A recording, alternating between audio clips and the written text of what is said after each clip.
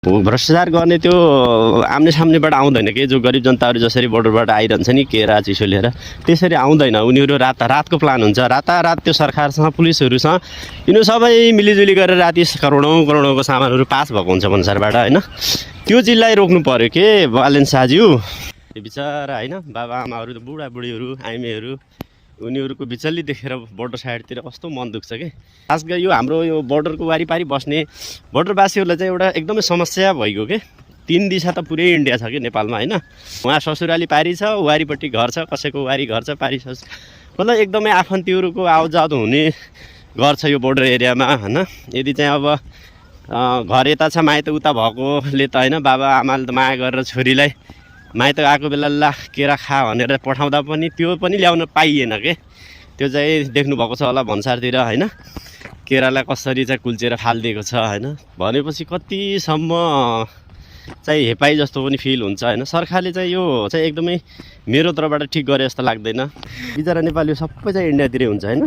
काम गर्न गरिब मजदुरहरू टोटल्ली इभन कि हाम्रो यो जति पनि यो लाउरे दाजुभाइहरू सबका सब इन्डियामा चाहिँ जब गर्नुभएको छ, काम गर्नुभएको छ, आफ्नो फ्यामिली बच्चालाई पालिरहनु भएको छ। उहाँहरू आउनु पऱ्यो त भन्सारबाट आउनु परेन र भने के। त आउँदाखेरि त सौर्यभन्दा कम सामान के लिएर आउँछ ल भन्नु त। हाँसो लाग्छ के। यो रुल जो बनाइरहेको छ यो सुन्दा पनि हाँसो लागेर आउँछ। त्यसले गर्दाखेरि साथीहरू यो त खारिज हुनुपर्छ। यो चाहिँ राम्रो हुँदैन, राम्रो छैन। यो चाहिँ टिक्नु त टिक्दैन। यस्तो पहिला पनि भएको हो कि।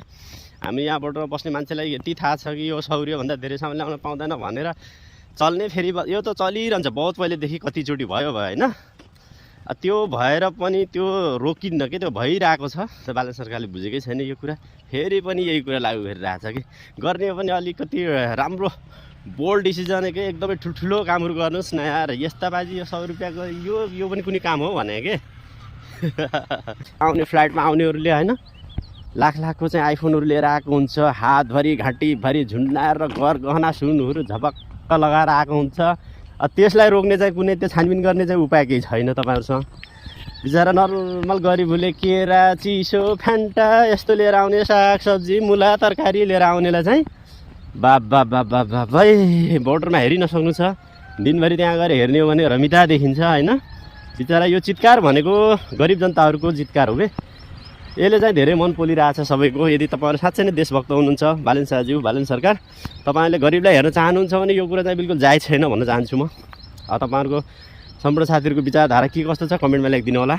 Thank you so much. अहिले म यति नै बोलेँ है।